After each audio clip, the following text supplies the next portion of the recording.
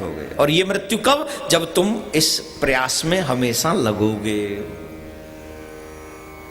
तो मेरे प्यारे, सुख ने कहा कि मैं नहीं आऊंगा। क्यों नहीं आओगे? बोले ये माया मुझे पकड़ लेगी, मैं जैसे ही जन्म लूंगा ये माया मुझे पकड़ लेगी। अरे तुम माया से डरते? बोले महाराज डरना पड़ता है। बोले कब आओगे? जब स्वयं मायापति आके प्रॉमिस कर दे कि माया नहीं सताएगी। स्वयं मेरे प्रभु आपके कहते हैं जाओ, मेरी माया तुम्हें स्पर्श भी नहीं कर पाएगी, मेरा आशीर्वाद है। क्या नहीं होगा? बोले ये माया तुम्हें स्पर्श नहीं कर पाएगी। और जब भगवान ने ऐसा आशीर्वाद दे दिया, वचन दे दिया, उसके बाद मेरे प्रभु के भक्त सुखदेव जी महाराज ने जन्म लिया। और जन्म लेते ही न मां से मां कहा, कोई संबंध नहीं जोड़ा, कोई संबंध नहीं किसी से, बिल्कुल भी नहीं। एक और बात बताता चलूं, रिश्ते दुख देते हैं, कभी सुख नहीं देते। जगत के रंग क्या देखें, तेरा एक रंग, तेरा एक प्यार का पीर है। दुनिया के जितने भी रिश्ते वो दुख देते हैं। अब बोलो सुख चाहिए कि दुख है? What do you want? बोलो ना, सुख चाहिए कि दुख? सुख चाहिए? ईमानदारी से दिल पे हाथ रख के बोलो, सुख चाहिए कि दुख? सुख चाहिए। दुनिया में अगर तुम्हें सुख दे सकता है तो सिर्फ मेरे ठाकुर के साथ बनाया हुआ रिश्ता ही तुम्हें सुख दे सकता है। दुनिया का कोई और संबंध तुम्हें सुख नहीं दे सकता, कब भी नहीं दे सकता। अगर तुम्हें कोई सुख दे सकता है तो सिर्फ मेरे भगवान का संबंध ही तुम्हें सुख दे सकता है। अब सुखदेव जी महाराज ये सच को जानते थे। अब हम सुखदेव जी जैसे ज्ञानी तो नहीं है, थे कि नहीं? सुखदेव जी ज्ञानी थे। उन्होंने क्या किया? बोले कोई संबंध ही नहीं बनाया, न भैया न मैया न पिताजी, कुछ नहीं। जन्म लिया, ऐसा त्यागी आपने कभी पहले सुना नहीं होगा। हम तो 100 रुपया भी डोनेट करते ना तो यूं कर करके, कैसे? यूं। क्यों? बोले पीछे जो बैठा है उसे भी दिखना चाहिए। हाँ जी कि ना जी बोलो, तुम्हें कसम लगे दिल पे हाथ रखो। आजकल तो लोग लिफाफे में देने लग गए, अच्छी बात है, छुपा हुआ रहे तो बढ़िया है।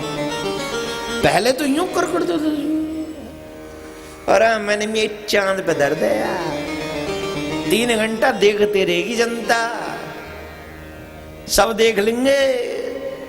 हद कर तो है। दुनिया देखे न देखे कोई फर्क नहीं पड़ता। मेरा श्याम तुझे देख ले तो उसे दिखाने की नहीं, उसके लिए करने की जरूरत है। जब तुम उसके लिए करते हो, मेरा श्याम उसी समय देख लेता है। जैसे ही तेरे मन में संकल्प आता है ना कि मैं ये करना चाहता हूं, भगवान देख लेता है सिर्फ। और वो देख ले तो फिर किसी और की परवाह करने की जरूरत क्या है? फिर क्यों देख ले? मेरे प्यारे हो, सुखदेव जी महाराज जब जाने लगे तो उनके पिताजी व्यास जी महाराज यम प्रवजंतमवेदमवेद कृत्यम द्वैपायनो विरह कातर आजुहाव पुत्रेति तन्मयतया तरवोभिनेन्दु तम सर्वभूत हृदयम मुनिमानतोस्मि। पुत्र रुक जाओ, पुत्र रुक जाओ, पुत्र रुक जाओ, बेटा रुको, पुत्र रुको। लेकिन मुड़ के नहीं देखा। क्यों नहीं देखा? बोले जानते हैं, वो कह रहे पुत्र रुक जाओ।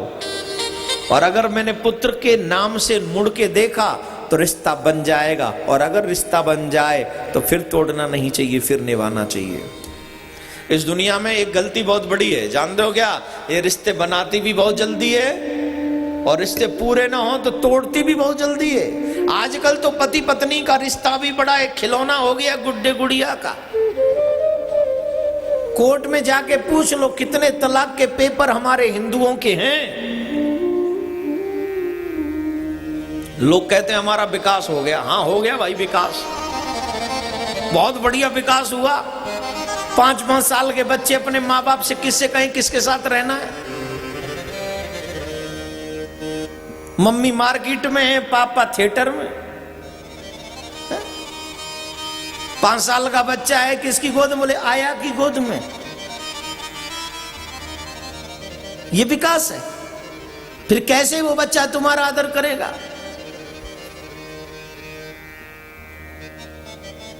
कैसे वो तुम्हारा रिस्पेक्ट करेगा?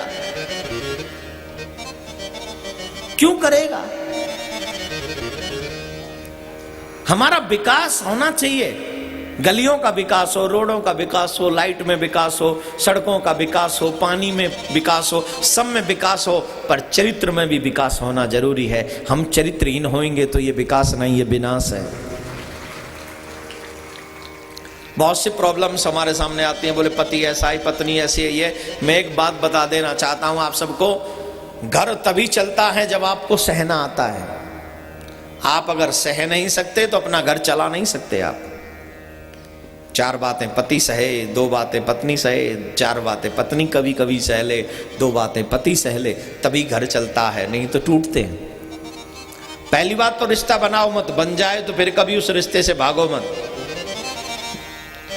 सुखदेव जी ने जोड़ा ही नहीं रिश्ता, नहीं जोड़ना। क्यों? रिश्ते दुख देंगे।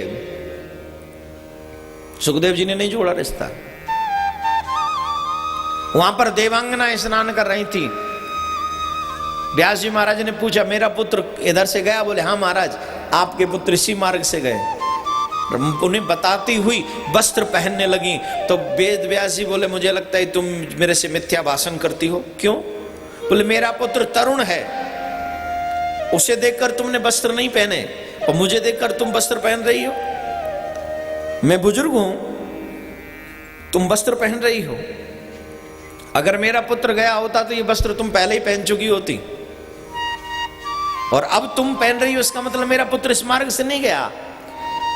देवांगना कहती है महाराज, पर्दा उसके लिए बहुत जरूरी है जो पर्दा करवाना चाहता है। और जिसे अंतर ही न पता हो पर्दे में, स्त्री में और पुरुष में जिसे अंतर ही न मालूम हो, उसके लिए पर्दा क्या करे? उसे मालूम ही नहीं। क्या मतलब? बोले आपके पुत्र इतने बड़े ब्रह्मज्ञानी हैं कि वो ईश्वर में और ये स्त्री और पुरुष में, मिट्टी में और वस्तु में अंतर नहीं समझते। कैसे? आपने कभी मिट्टी के मटके को देखा है? पिया है पानी कभी मिट्टी के मटके में? पिया ही होगा कभी न कभी तो। आजकल तो टंकी आ गई हैं, पहले थोड़ी ना थी टंकी। मिट्टी का मटका, नीचे से पकड़ो तो क्या कहेंगे? ये तला है। बीच में से पकड़ो क्या कहेंगे? मध्यस्थ है। ऊपर से पकड़ेंगे तो क्या कहेंगे? ये किनाठा है। हमारे ब्रज में तो किनाठो कहते भैया, तुम्हारे यहाँ क्या कहते तुम जानो। ऊपर मटका के ऊपर के भागते कहते ये किनाठो है। यहां क्या कहते गुजरात में?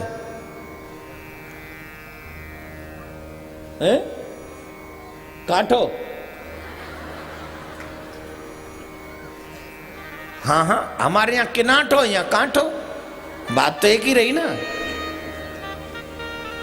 अरे तमें समझो करो ना छो, तमें समझ गए हो ना छो तब। हाँ, किनाठो और काठो। लेकिन इसको पूरे को फोड़ के, पूरे मिट्टी के मटके को तोड़ के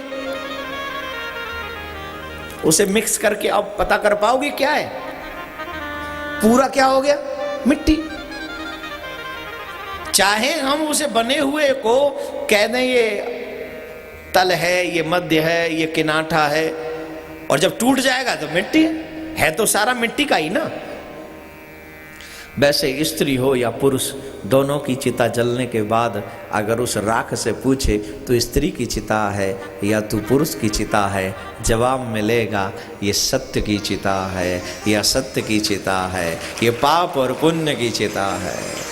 जलने वाला सिर्फ मिट्टी था। क्या था? जलने वाला सिर्फ मिट्टी था। आकार बना दिए खिलौने के, किसी को स्त्री का रूप दे दिया, किसी को पुरुष का रूप दे दिया, ये अलग बात है। वेद व्यास जी महाराज समझ गए मेरा पुत्र ज्ञानी है, लौट के आने वाला नहीं है। वो उदास हो गए और उदास होकर बैठे। उसी समय देवर्षि नारद पधारे वहां पर, और देवर्षि नारद ने पूछा वेद व्यास जी से, आप उदास क्यों हैं? तो देवर्षि नारद से कहते हैं वेद व्यास जी महाराज, क्या करूं महाराज, इतने पुराण लिखने के बाद भी मन को शांति नहीं प्राप्त है, अशांत हो रहा है मेरा मन। बोले मन अशांत हो रहा है? बोले हाँ। तो एक काम करो, आपको चाहिए कि आप भगवान की बाल लीलाओं का वर्णन, भक्तों के चरित्रों का वर्णन आप किसी ग्रंथ में करें। आप पुनः याद रखें, ध्यान से सुने, भगवान के बाल चरित्र हृदय को बड़ा सुख देते हैं, आनंद देते हैं। ये जो भगवान की बाल लीलाओं का या भक्तों का चरित्र होता है ना, तो भक्तों का चरित्र हमें सिखाता है कि भक्ति कैसे करनी चाहिए। बाल चरित्र हमारे हृदय में ठाकुर के प्रति प्रेम जागृत करते हैं, और वो हमें कन्हैया का भक्त बना देते हैं। इसलिए भगवान की भागवत कथा इसलिए भी सुंदर है क्योंकि ये भक्तों की भी कथा है और भगवान की भी कथा है। और सबसे विशेष बात, इसमें कृष्ण की बाल लीलाओं का वर्णन किया गया। 10वें स्कंद, जो वैष्णवों का प्राण है, वैष्णवों का धन है, वैष्णव, हा हा हा, यहां तो पुष्टि मार्गीय वैष्णव बहुत है गुजरात में। यहां तो ठाकुर अपने लड्डू गोपाल के लिए अपना सर्वस्व न्यौछावर करने वाले भक्त मौजूद है। ये गुजरात है ना, गुजरात भावनी नगरी है महाराज, गुजरात प्रेम की स्टेट है। ये गुजरात हमारे कृष्ण की राजनगरी है महाराज। आथे कृष्ण राज करे छे, आज भी करे छे, नहीं करे द्वारिका में, आज भी ठाकुर का राज्य चलता है, अलग है एकदम। तो मेरे प्यारे, वेद व्यास जी को देवर्षि नारद कहते हैं, देखो सेवा भाव जीवन में बहुत जरूरी है। पहले के समय था, लोग मांगा करते थे भगवान से, क्या? साईं इतना दीजिए जामे कुटुंब समाए, मैं भी भूखा ना रहूं और साधु न भूखा।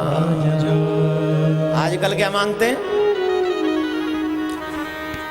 है साईं इतना दीजिए मेरी बैंक भर जाए, क्या? है साईं इतना दीजिए जो मेरी बैंक भर जाए, ओ लंबी लंबी गाड़ी हो साधु न घर पे आए, चकाचक चक छनेगी तेरी मेरी खूब छनेगी। क्या नहीं? लंबी लंबी गाड़ी हो और साधु न घर पे आए, और साधु घर में आ भी जाए तो मुझे बढ़ने का आशीर्वाद दे जाए और रोटी न घर पे खाए।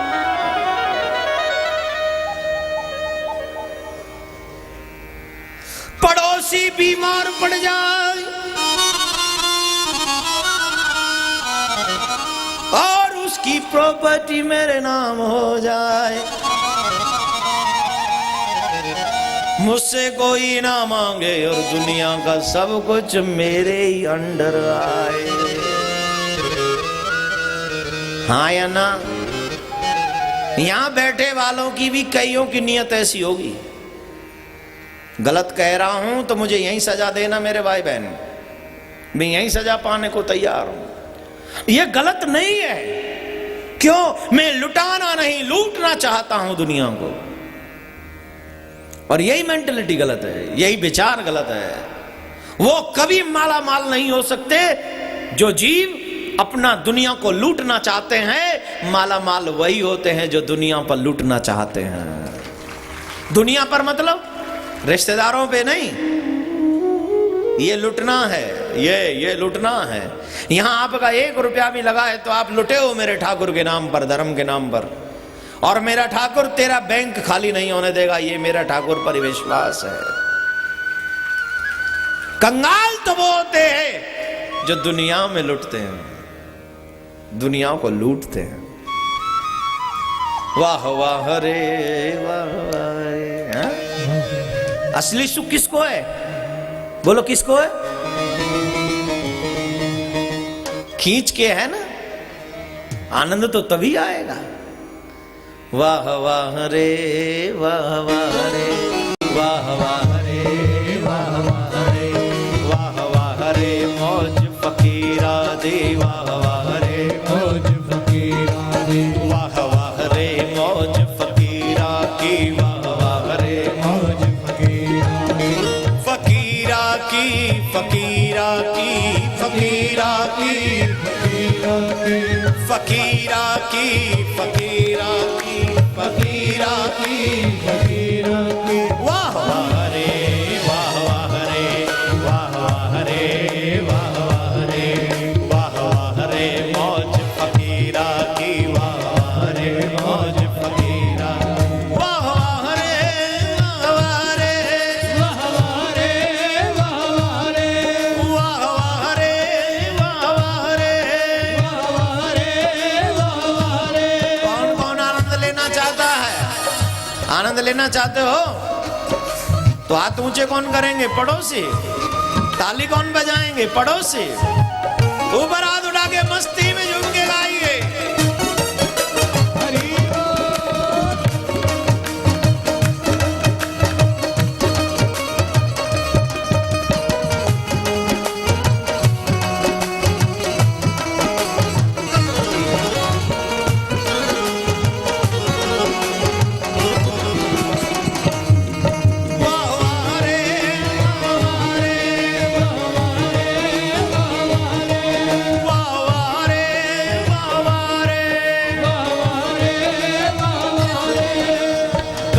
तो खावे चना चवेना, कभी तो खावे चना चवेना, कभी तो खावे चना चवेना, कभी तो खावे चना चवेना, कभी लपटा, कभी तो खावे चना चवेना, कभी तो खावे चना चवेना, कभी लपटी, कभी लपटी, कभी लपटी, कभी लपटी, कभी तो खावे चना चवेना, कभी तो खावे चना चवेना, कभी तो खावे चना चवेना, कभी तो खावे चना चवेना, कभी लपटी लेंदे खीरा दी,